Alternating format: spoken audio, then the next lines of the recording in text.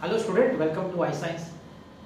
तो जैसे कि आपने मेरा थंबनेल देखा है, आज ऐसा हुआ कि आज बहुत समय बाद मुझे आज जब फीडबैक मिला फिजिक्स पेपर का, तो मुझे बहुत सारे स्टूडेंट से मुझे फीडबैक ये मिला कि आज का पेपर बहुत टफ था। बहुत बच्चों ने बोला होगा, आप लोगों को लगा होगा, आपके फ्रेंड्स को लगा, मैं नहीं बोलता सभी को लगा होगा, लेकिन मैं कह सकता हूँ कि काफ़ी बच्चों को आज का पेपर डिफिकल्ट लगा होगा। तो आज मैं आपको उसके पीछे कारण बताता हूँ। ये हाथ में मेरे पेपर है, एक क्वेश्चन पेपर आज का, लेकिन मैं आपको एक्चुअल सही बात बताऊं तो ये उसका कारण नहीं है। अगर आपको लग रहा है कि आपका पेपर टफ गया और ये पेपर टफ है, तो ये एक्चुअल कारण नहीं है, कारण कुछ और है। मैं आपका कुछ समय लेना चाहूँगा और मैं आपको बताना चाहूँगा इसके पीछे का कारण, जिससे कि आप जो गलती आपने इस बार की है आगे आप गलती न करें आगे आगे एग्जाम्स में। इसलिए मैं चाहूँगा कि आप थोड़ा समय सुनिए मुझे, और इससे अगर आपको फ़ायदा होगा तो मुझे इस बात की खुशी होगी। अपने बारे में बता दूँ, मैं 25 साल से पढ़ा रहा हूँ फिजिक्स और मैथमेटिक्स, इसलिए मुझे इस फील्ड का काफ़ी नॉलेज है और मैं इस एजुकेशन फील्ड में काफ़ी समय से हूँ। तो बात ऐसी है कि कोरोना के समय जब सब ऑफलाइन बंद हो गया था तो ऑनलाइन का बहुत डिमांड हो गया, ऑनलाइन चलने लगा, और कोरोना के जाने के बाद भी ऑनलाइन चलता रहा। बच्चों को फ़ायदा हुआ तो अच्छी बात है, और पता चला कि कम फीस में पढ़ाया जा सकता है तो और भी अच्छी बात है। जो लोग अफोर्ड नहीं कर सकते उनको कम फीस में पढ़ाया जाता है। तो उसमें जो यूट्यूबर्स थे ऑनलाइन वाले, वो लोग बच्चों को फ्री में पढ़ाते थे यूट्यूब पे, और यूट्यूब से उनको इनकम भी होता था। ये आप जानते होंगे, यूट्यूब से कमा सकते हैं हम लोग, आप जब यूट्यूब पे होते हैं। वहाँ तक तो ठीक था। आगे ये हुआ कि जो कंपनियाँ जो एप्लीकेशन बनाती हैं, उन लोग ने टीचर्स को अप्रोच किया, यूट्यूबर्स को, बोला कि आप एप्लीकेशन लीजिए हमारा और आप पेड कोर्सेज चालू करिए। अब पेड कोर्सेज में क्या फ़ायदा है, यूट्यूब में आप अगर हज़ारों कमाएंगे तो पेड कोर्सेज में आप लाखों कमाते हो। कैसे? मैं सिर्फ सिंपल एग्जांपल देता हूँ। आप यूट्यूब में हज़ारों ही कमा सकते, ज़्यादा नहीं उतना कमा सकते, लेकिन पेड कोर्सेज में कैसा, सपोज मैं एक स्टूडेंट को बोलूँगा कि 1000 रुपये फीस ले रहा हूँ आपको पढ़ाने का, 2 महीना 3 महीना, आपको लगे 1000 ही ले रहे सर, तो कुछ ले ही नहीं रहे, लेकिन उसके सामने मेरे पास 1000 स्टूडेंट अगर आ गए तो मेरे पास 10 लाख रुपये आता है। अगर 5000 स्टूडेंट आ गए तो 50 लाख आ जाते हैं। ऐसे साल में 2-3 कोर्स चला लिया तो 1 करोड़ 2 करोड़ आ जाता है।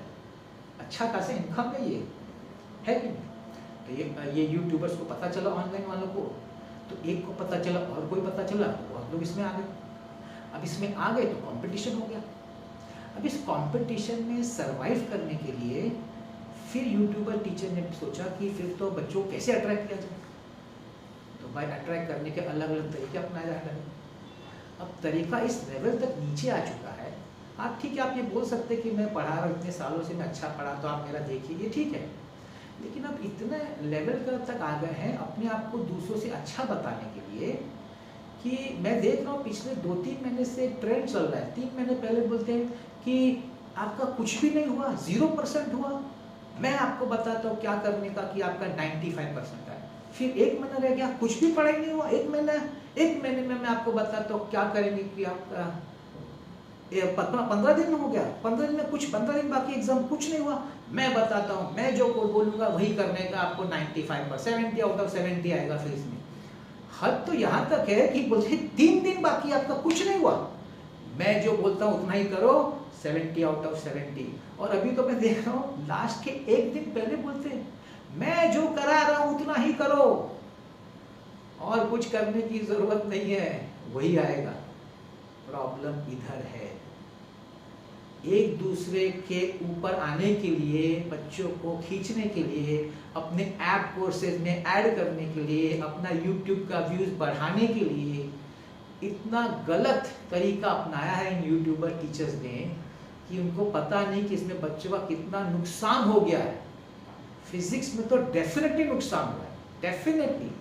पेपर टफ नहीं था, मैं आपको बताऊंगा, इसका पोस्टमार्टम करता हूँ, पेपर टफ नहीं था। ये जो कंपटीशन है ना, एक दूसरे को, अपने आप को दूसरे से बड़ा बताने के चक्कर में आपका नुकसान कर दिया। वो हद तो यहाँ तक है कि आज भी आके हिम्मत कर रहे बोलने की कि हमने जो बोला वो आया, जो कि गलत है, बिल्कुल गलत है। मैं तो देखता हूँ ना, चाहे मैं तो इस फील्ड में हूँ तो मैं भी देखता हूँ क्या ये बोलते हो, क्या आ रहा है। मैं इतने साल से, मैंने आज तक कभी नहीं बोला ये आएगा ये नहीं आएगा। भाई ऐसे कैसे बोल सकता है कोई? इट इज नॉट पॉसिबल, वो तो तुक्का है, अगर आ गया तो उसको मैं तुक्का बोलता हूँ, वो आपका उस पर कोई योगदान नहीं है। इनफैक्ट मैं तो 2-3 यूट्यूबर से मेरे स्टूडेंट बता रहे हैं कि वो लोग बेचते हैं इंपॉर्टेंट क्वेश्चन, पैसा लेते हैं उसका पेपर क्वेश्चन, इंपॉर्टेंट क्वेश्चन बेचते हैं, बोलते उसमें कुछ नहीं आया सर, 1200 रुपये दिया कुछ नहीं आया। प्रॉब्लम इधर है, प्रॉब्लम इधर नहीं है। तो मैं देखा आज भी आके यूट्यूबर ऑनलाइन वाले बोलते जो हमने बोला वो आया, मैं अभी आपको इधर से प्रूव करके बताऊंगा, नहीं आया। अरे 1-2 क्वेश्चन आया तो कोई भी लाके देगा, मैं बोल दूंगा 1-2, मैं अगर आपको 50-60 क्वेश्चन बोलूँ तो उसमें से 1-2 आएगा, तो आपने कौन सा तीर मार दिया। और अगर मैं अपने उस पर पूरा टेक्स्ट बुक अगर आपके साथ सामने टेक्स्ट बुक का PDF डालूं और एक पेज रीड करता हूँ ये तो भाई वो तो आएगा ही, आपने कौन सा तीर मार दिया। वो तो बच्चे साल भर पढ़ना चाहिए था। अच्छा जो ये बोलते हैं 7 दिन में हो जाएगा, तो फिर तो हम लोग को फिर एकेडमिक ईयर 7 ही दिन का करना चाहिए ना, 1 साल का क्यों करते।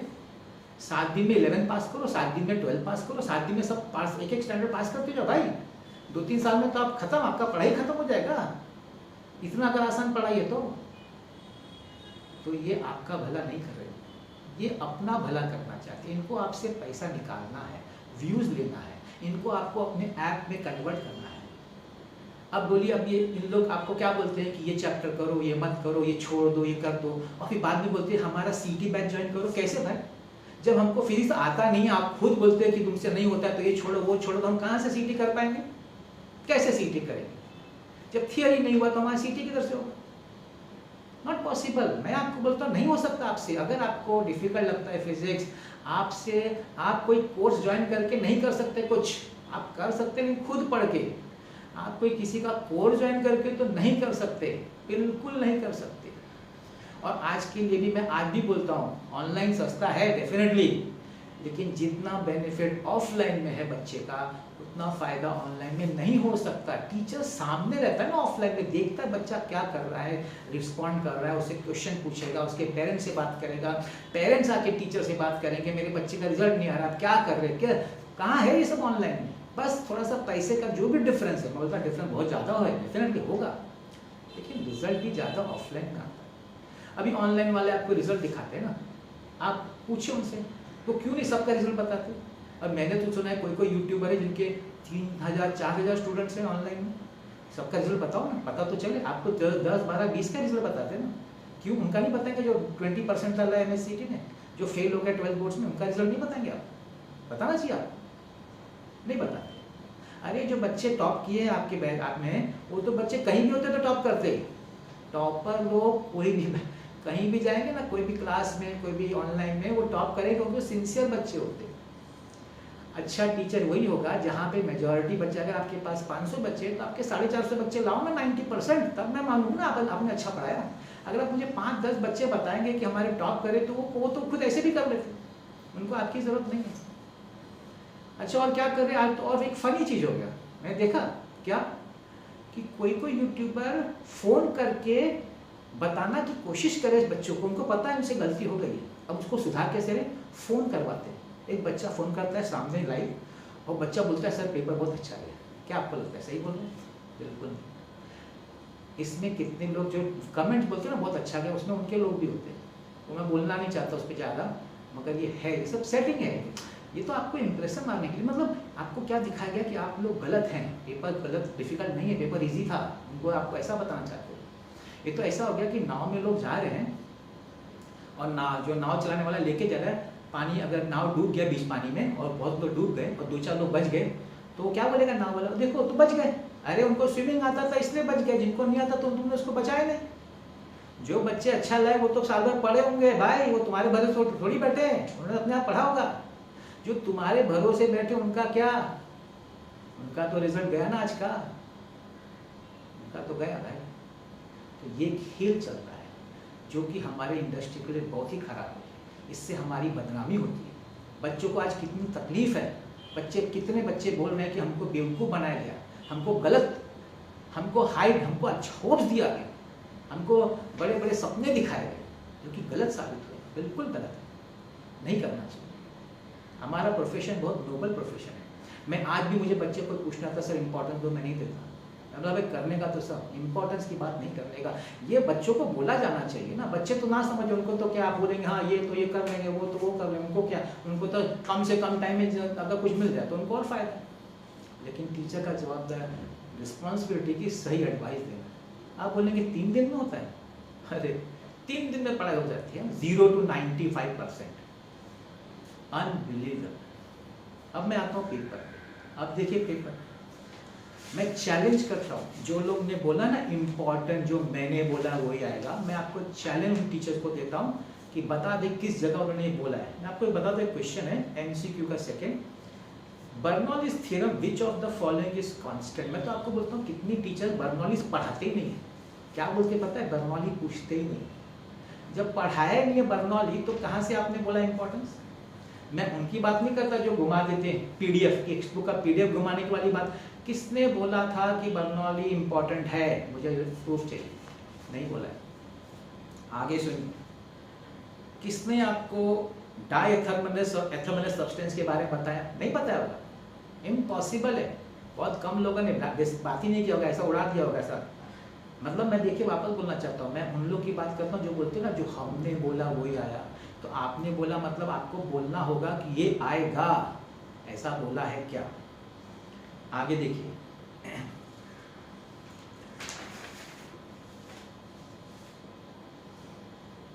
आगे क्वेश्चन है, what do you mean by thermodynamic system. नहीं बताएगा आपको किसी ने, मैं बोलता हूँ ना, आप समझिए, आपने सुना होगा थर्मोडायनामिक, आपने सुना होगा टाइप्स ऑफ थर्मोडायनामिक सिस्टम, लेकिन what do you mean by thermodynamic इस पे किसी ने डिस्कशन ही नहीं किया होगा।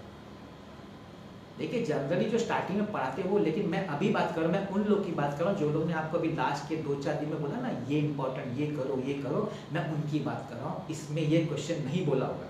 हिस्टेरिसिस लूप किसने डिस्कस किया, what is the value of be called when h = 0 in the hysteresis loop, बिल्कुल नहीं। दिखा दीजिए किसने इस तरह का क्वेश्चन पर डिस्कशन किया है। फिर एक क्वेश्चन है, क्वेश्चन नंबर 2 का third, what is the work done by an external uniform magnetic field perpendicular velocity of moving charge. देखिए इस तरह के क्वेश्चंस पे डिस्कशन नहीं है, आपने ऐसे ही उड़ा दिया होगा, बोलते बोलते हो गया होगा, लेकिन आपने इस पे स्ट्रेस नहीं किया कि इसका क्या मतलब होता है। तो बच्चे कैसे समझेंगे, बच्चे कैसे समझेंगे। अब ये देखिए, state any 4 advantages of light emitting diode. अब सेमीकंडक्टर में देखिए उसमें 3-4 है कि नहीं, सोलर सेल है, LED है, फोटो सेल है, 3-4 है। किसने बोला था कि LED से आएगा, किसी ने बोला आपको LED से ही आएगा, और 3 इंपॉर्टेंट नहीं, यही पढ़ो, बता दो किसी ने अगर बोला हो तो। फिर सर्कुलर आर्क का मैग्नेटिक इंडक्शन, सर्कुलर आर्क का hence find magnetic induction at the current carrying circular loop. मुझे डाउट है अगर किसी ने इस पर डिस्कशन किया होगा। यहाँ पे question, using Newton law viscosity for streamline flow derive an expression for coefficient. बहुत सिंपल है, तो 1-2 लाइन का है, लेकिन क्या किसी ने इस पे स्ट्रेस किया था कि ये आ सकता है। मैं तो उन लोगों की बात करता हूँ जो पिछले 3-4 दिनों से बच्चों को परेशान करके रखे ऑनलाइन में कि हम जो बोल रहे हैं वही करो वही आएगा। आगे सुनिए, इसमें क्वेश्चन है, क्वेश्चन नंबर 50, ऑसिलेशन का एक बार मैग्नेट है जो मैग्नेटिक फील्ड में वाइब्रेट कर रहा है, उसका हम लोग को पीरियड निकालना है। इनफैक्ट ऑसिलेशन में तो आपको बोला होगा ये आएगा, वेलोसिटी एक्सेलरेशन आएगा, या फिर लीनियर का आपको डिफरेंशियल इक्वेशन आएगा, या एनर्जी का आएगा, या सिंपल पेंडुलम का आएगा, यही बोला होगा। किसी ने बार मैग्नेट पे स्ट्रेस मारा होगा कि बार मैग्नेट आएगा, बिल्कुल नहीं स्ट्रेस मारा होगा। मैं तो चैलेंज दे रहा हूँ, एक क्वेश्चन नंबर 18 देखिए, derive an expression for law of radioactive decay, define one becquerel. कौन इस पे डिस्कशन किया है, किसने इस पे स्ट्रेस किया। मैं वापस बोल रहा हूँ, आप जब बोल रहे हैं ना कि यही करो, तो क्या आपने इस पे स्ट्रेस किया, आपने तो किया होगा theorem of parallel axis, theorem of perpendicular axis, है कि नहीं, फिर एंगुलर वेलोसिटी, रोटेशनल डायनामिक्स में, फिर बैंकिंग ऑफ रोड्स, उस पर डिस्कशन हुआ होगा। अब यहाँ देखिए एक ऐसा क्वेश्चन है जो कोई कभी बात भी नहीं कर रहा होगा, question number 19, state and proof Kirchhoff law of heat radiation. किसने बात किया इस पे, कोई जानता भी है Kirchhoff law of heat radiation. मेरे स्टूडेंट बोलते सर हमको नहीं सुना, हमको तो याद भी नहीं है क्या है ये, क्योंकि मेरे स्टूडेंट भी सब ऑनलाइन में लगे पड़े हैं, सब लोग ऑफलाइन वाले भी ऑनलाइन देखते हैं भाई, प्रॉब्लम इधर है। क्वेश्चन नंबर 20 देखिए, मैं तो 100% बोल रहा हूँ, कोई जानता भी है कौन से पेज पे। Obtain expression for practical determination of and correction for a pipe open at both ends and for pipe closed eight one and. Obtain an expression मतलब आपको ऑब्टेन करना है एंड करेक्शन का एक्सप्रेशन है, टेक्स्ट बुक में है, ऐसा नहीं है, बहुत छोटी जगह पे कॉर्नर पे, एक्सपेरिमेंटल है वो, इंपॉर्टेंस में नहीं कोई बोला होगा। पढ़ाते समय जब आप जब पूरा चैप्टर पढ़ाए तो शायद पढ़ा देते होंगे, इंपॉर्टेंस में नहीं कोई बोला होगा, मैं ये बोल रहा हूँ। अब ये देखिए अपना इलेक्ट्रोमैग्नेटिक इंडक्शन में एक मोशनल ईएमएफ है और एक रोटेटिंग बार वाला है। क्वेश्चन नंबर 21 में रोटेटिंग बार वाला पूछ लिया, रोटेटिंग बार ऑब्टेन एक्सप्रेशन रोटेटिंग ईएमएफ किसने डिस्कस किया हुआ इसमें, कि बोल के इंपॉर्टेंस है ईएमएफ में इलेक्ट्रोमैग्नेटिक इंडक्शन। लोगों ने ट्रांसफार्मर बोला होगा, है कि नहीं? ट्रांसफार्मर न्यूमेरिकल है लेकिन लोगों ने बोला बेटा ट्रांसफार्मर आ सकता है और magnetic energy storing magnetic field आ सकता है। एक और क्वेश्चन न्यूमेरिकल भी ऐसे ऐसे जो लोगों ने नहीं सोचे होंगे, जैसे एक क्वेश्चन इधर है कि an electron hydrogen atom stays in its second orbit for 10⁻⁸ second, how many revolution will it make around the nucleus in that time? किसने ऐसे क्वेश्चन सॉल्व किए? इंपॉर्टेंस की बात कर रहा हूं मैं, लास्ट 7 दिन में कितने ऐसे क्वेश्चन इन लोग ने ऐसे क्वेश्चन सॉल्व किए हैं।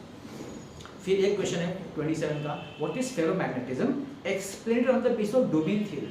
लोगों ने बोला होगा कि डिस्टिंग्विश आ सकता है फेरोमैग्नेटिज्म, डायमैग्नेटिज्म एंड पैरामैग्नेटिज्म, मगर फेरो के लिए डोमेन थ्योरी से एक्सप्लेन करो। किसने इस पे स्ट्रेस किया आपको पिछले 7 दिन या पिछले 3 दिन में जब भी हो?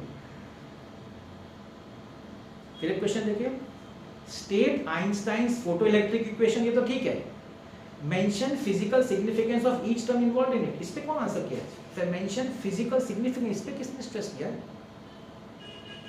तो इसमें बहुत सारे क्वेश्चंस हैं जो आपको शायद 3 दिन में आपको इस पर बात हुई नहीं होगी आपसे कि ये आ सकता है, नहीं बोला तो कुछ और होगा। तो इसका क्या मतलब, क्या पेपर टफ है? नहीं, जिस बच्चे ने साल भर पढ़ा है, सब कुछ पढ़ा है, उसके लिए टफ नहीं है।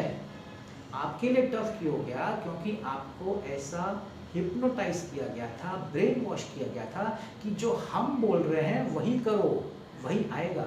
ऐसे कैसे? जो पेपर सेटर है वो क्या इतना बेवकूफ़ है कि इन लोगों के हिसाब से पेपर सेट करेगा? ऐसा तो नहीं है। पेपर इजी टफ नहीं होता, जिन्होंने पढ़ा है उनके लिए इजी होता है, जिन्होंने नहीं पढ़ा है उनके लिए डिफ़िकल्ट होता है। तो पेपर क्यों टफ गया? Not because paper was tough, but आपको गलत राय दिया गया था, आपको हाई ड्रीम्स बड़े बड़े सपने दिखाए गए थे, क्योंकि सही नहीं थे, नहीं करना चाहिए था आपके साथ ऐसा, और न आपको ऐसे में पढ़ना नहीं चाहिए, इसमें नहीं फंसना चाहिए। अब आप लोग इतने शायद समझदार नहीं हैं, आप लोग इमोशनल हैं, आप लोग इमोशनल बह जाते हैं और जो बोला जाता है आप समझते सही है। आजकल लोग अपना फ़ायदा देखते हैं। जब लोग बोलते हैं ना कि हम लोग वो ऑनलाइन यूट्यूबर टीचर कि हम आपके लिए मेहनत करें, नहीं भाई, वो आपके लिए मेहनत नहीं करते, वो खुद के लिए करते हैं, उनको तो कमाना है। अगर उनको पैसा नहीं मिलेगा तो नहीं पढ़ाएंगे ऑनलाइन, वो बहुत कमाते हैं इसलिए आपके लिए। तो वो बोलते हैं हम आपके लिए, बच्चे बड़े खुश हो जाते थे, सर हमारे लिए, सर आपके लिए मेहनत नहीं करते, सर खुद के लिए कर रहे हैं, खुद कमा रहे हैं, खुद अच्छी तरह सेट हो रहे हैं। और उनको ये पड़ी नहीं है कि आपने पैसा भर दिया, आपका क्या रिजल्ट है, उनको उससे कोई लेना देना नहीं है, क्योंकि नेक्स्ट ईयर उनके पास नए बच्चे आने वाले, उनको नए लोग को बेवकूफ़ बनाना है, नए लोग को उनको अपने अंदर लेना है, अपने सिस्टम में लेना है ना। तो ये चलता है, तो बिजनेस है। और हो सकता है मेरे बोलने के बाद भी आपको शायद समझ में नहीं आए, अगर समझ में आए तो अच्छी बात है। अब मेरा एडवाइस देखिए क्या है आपके लिए, सिंपल। आगे आपका केमिस्ट्री है, मैथ्स है, फिजिक्स है, बायोलॉजी, जो भी है, टेक्स्ट बुक लीजिए और जो भी आपका नोट्स होगा, जो भी बुक पढ़ते हैं, डाइजेस्ट है, नोट्स है, टारगेट है, जो भी है, एक चैप्टर लीजिए, आराम से पढ़िए, बिना आपके पास 2 दिन अच्छी तरह उसको पढ़िए। और ये सब में मत जाइए ऑनलाइन में, मैं दे रहा हूँ, वो दे रहा है, कुछ नहीं होने वाला। मैं अभी बोल रहा हूँ, आपको ये बताया जाएगा कि हमने जो बोला वो आया, लेकिन नहीं आया। फैक्ट है, नहीं आया। फिजिक्स में तो नहीं आया। अगर आप 70 मार्क का है, वैसे तो मिला देते, कुछ 98 मार्क्स का होता है। 98 में अगर आपने 5, 6, 10, 12 मार्क का बताया तो कौन सा बड़ा तीर मारा? कुछ नहीं मारा तीर। आपने सिर्फ बच्चों को भ्रमित किया, उनको एक गलत राह दिखाई और उनका पेपर का नुकसान हो गया आज का एग्जाम। तो अब सब कुछ साइड करिए और सिर्फ फोकस करिए अपने ऊपर। टेक्स्ट बुक निकालिए, नोट्स निकालिए, जो भी नोट्स आप रेफर करते हैं, और जितने भी PYQ, मैं भी बोलता हूँ PYQs पढ़िए। टारगेट एक अच्छा बुक है जहाँ पे आपके पास सब, अभी जैसे किरचॉफ लॉ है PYQ में है, टारगेट में है वो, लेकिन बहुत साल पहले था ना, तो कई लोगों ने उस पर डिस्कशन नहीं किया। आप समझ रहे? तो बहुत सारे क्वेश्चन PYQs में से आते हैं। तो पहला टारगेट, पहला स्टेप ये होना चाहिए कि आप टारगेट में से PYQ सब करिए। जो भी चैप्टर आप कर रहे हैं, जितना चैप्टर आपसे हो सकता है उसका सब आंसर आप अच्छे तरह करिए। और उसमें न्यूमेरिकल्स है तो न्यूमेरिकल्स भी करिए। ऑर्गेनिक लास्ट के, जिनको ऑर्गेनिक टफ लगता है वो लोग ऑर्गेनिक लास्ट में करें, पहले स्टार्टिंग का। ठीक है, ये मेरा आपको एडवाइस है। मुझे आज वीडियो बनाने का यही कारण था कि मुझे बहुत सालों बाद ऐसा सुनने को आया, मतलब मेजॉरिटी ऑफ द स्टूडेंट की उनका हालत बहुत ख़राब है एक्चुअली। मैं नहीं चाहता कि ये चीज़ आपके साथ रिपीट हो आगे वाले सब्जेक्ट से। बस इतना ही कहना था। मेहनत करिए, पढ़ते रहिए, देखिएगा। एक चीज़ का ध्यान रखिए, सक्सेस का कोई शॉर्टकट नहीं है। एक चीज़ बहुत सिंपल है, मैं आपको बता रहा हूँ। कोई 1 दिन में, 5 दिन में, 7 दिन में पढ़ के कुछ नहीं कर सकता। मेहनत करना पड़ता है और कंसिस्टेंटली करना पड़ता है। जो टॉपर होते हैं ना, वो साल भर मेहनत करते हैं भाई, ऐसे थोड़ी मार्क्स आएगा, ऐसे नहीं आते। ठीक है, बस करते रहिए ऐसा मेहनत। मेरी तरफ से आपको शुभकामनाएं, आपका एग्ज़ाम अच्छा जाए। धन्यवाद।